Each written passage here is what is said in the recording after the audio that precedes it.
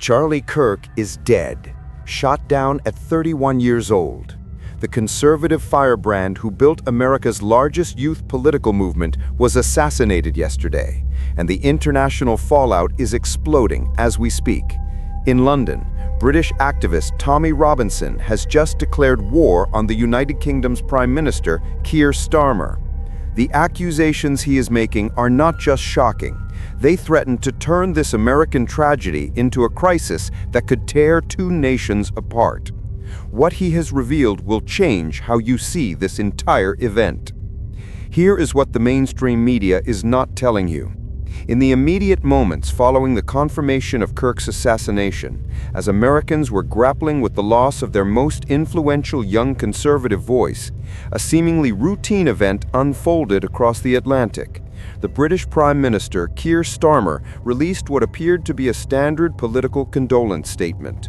He condemned the violence, he called for unity, and he expressed sympathy for Kirk's family and followers. It was the standard politician's playbook. But Tommy Robinson was watching, and he did not see sympathy. He saw hypocrisy. Robinson's response was not a disagreement, it was a political demolition. He released a statement that is now igniting a firestorm online, directly accusing the British Premier. His exact words were, "How dare you comment on his death when your own politics fuels this hatred? If Charlie Kirk lived in the United Kingdom, you would lock him up. You put targets on people through political smears and then act shocked when someone pulls the trigger." He continued, his fury palpable. Charlie Kirk told the truth. In Britain, truth-tellers get arrested while criminals walk free. Your government would have criminalized Kirk the moment he stepped foot in this country, and you know it. This is not just an angry rant. It is a direct accusation from one of Britain's most controversial figures that the Prime Minister's own government has created the very conditions for the political violence he claims to condemn. Robinson is arguing that under Keir Starmer, Britain has established a two-tier justice system designed specifically to silence and criminalize conservative voices. And the most chilling part?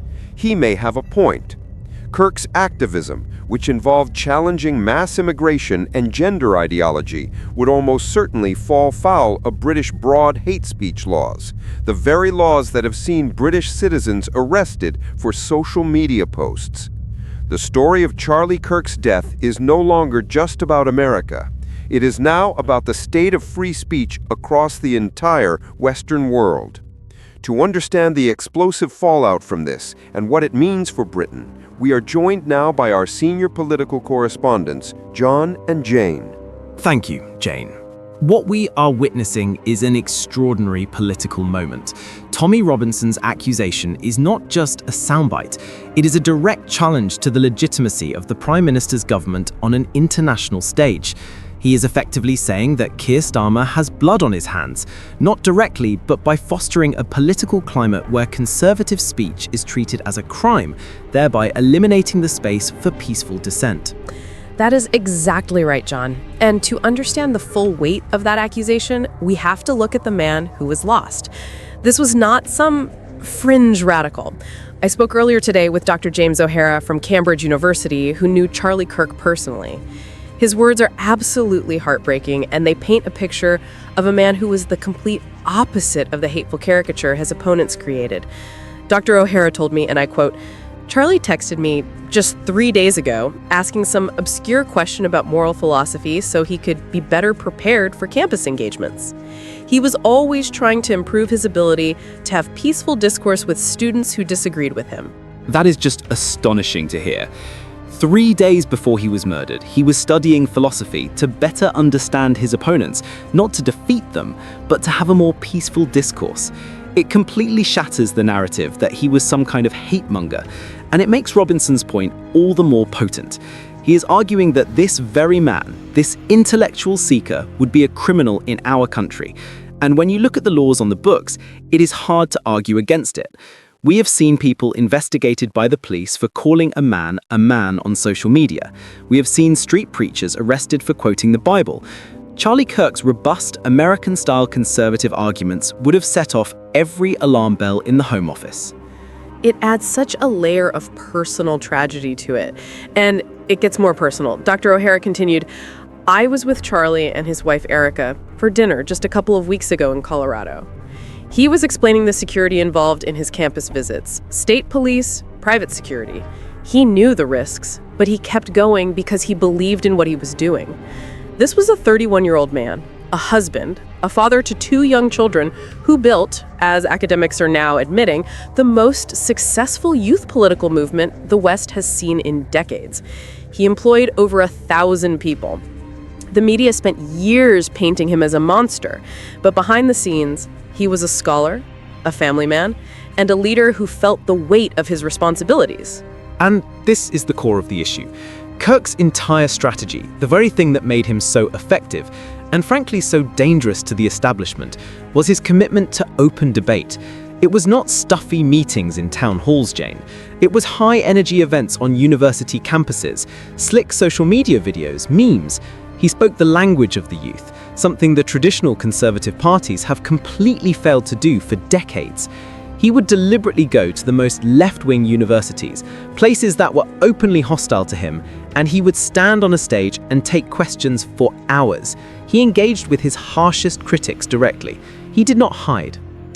And that approach, that belief in the power of words and respectful debate, is precisely what is under threat in the United Kingdom under the current government. Tommy Robinson's own experience is a testament to that. He has been repeatedly imprisoned for his journalism. So when he says that Charlie Kirk would have been locked up, he is speaking from direct, personal experience of how the British state deals with voices it does not like. Robinson's argument is that the government is creating a pressure cooker. You cannot simply suppress dissent and expect it to vanish. We have seen this before in history, John. When legitimate political avenues are closed off, when people feel they have no voice in the system, that is when the danger truly begins. It is a lesson we seem determined to ignore. Let us play this out. Imagine Charlie Kirk announced a speaking tour of British universities. What would happen? First, the student unions would demand he be no-platformed. Then, activist groups would threaten mass protests, citing safety concerns. The police, under pressure, would likely advise the universities to cancel the events due to public order risks. And if he did manage to speak, and a single out-of-context clip of him criticizing immigration went viral, it would be handed to the police and recorded as a hate incident. Even if no crime was committed, he would have been legally and reputationally destroyed before he even got started. And let us not forget the role of the mainstream media in all of this, John. They are not impartial observers. For years, they have been complicit in creating this climate. They have labeled Kirk and others like him as far-right, extremist, and dangerous. They refuse to engage with his ideas, choosing instead to smear his character. So when Tommy Robinson says the establishment puts targets on people, he's not just talking about the government, he's talking about the entire media political complex that works to dehumanize its opponents. It exposes a profound and growing divide between the American and British approaches to free speech. In America, for all its faults, the system still allowed a Charlie Kirk to build a movement. In Britain, the state would have crushed it before it even began. And this is why Robinson's message is resonating so deeply, not just with his followers, but with a growing number of people who are concerned about the erosion of fundamental liberties. They see a government that wants to have it both ways. It wants to silence its opponents legally, and then act surprised and statesmanlike when that suppressed anger erupts into violence.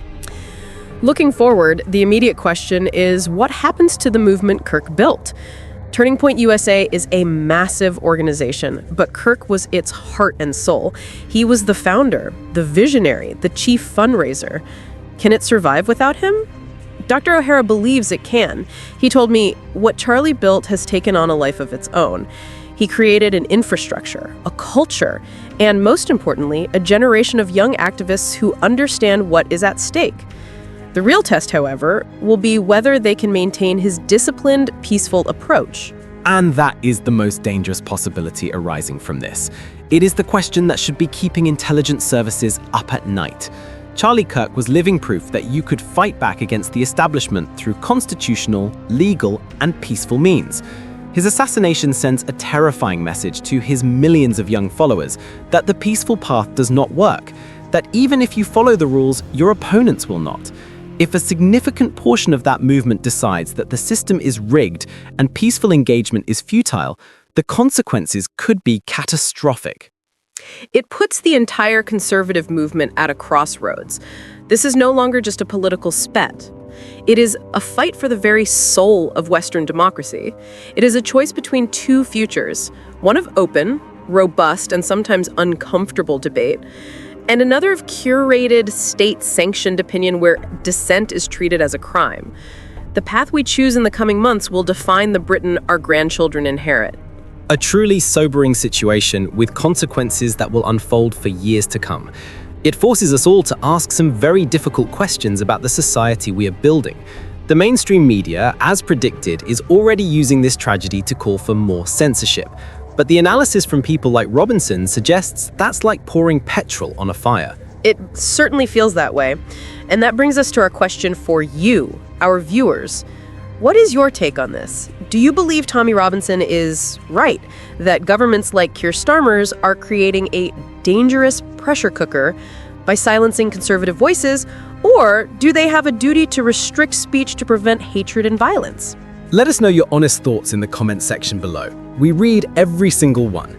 And if you believe in independent media that brings you the stories the establishment want to hide, please subscribe to our channel, Alert View, and make sure you ring the notification bell. Thank you for watching.